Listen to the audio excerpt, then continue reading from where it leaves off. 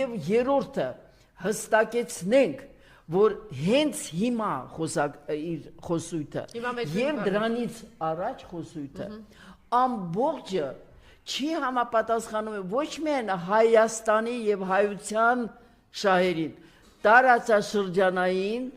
եւ գլոբալ անվտանգության համար սա մեծ վտանգ է, որովհետեւ Թուրքիան չի հրաժարվել ցեղասպանական քաղաքականությունից։ Այո։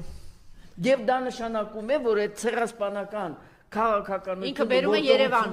Ինքը բերում է Երևան, Նիկոլա։ Այս իշխանավորների ձեռքով եւ նրանց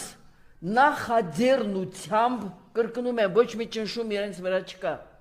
նախաձեռնությամբ իրականացվում է այդ, դա նշանակում է, որ տարածաշրջանը ամբողջովին վտանգված է։ Տեսեք, ինչ է ասում ինքը, հիմա փաստորեն որ ասում եք հրաժարվում է, էլի վերջնական հրաժարվում է, այսինքն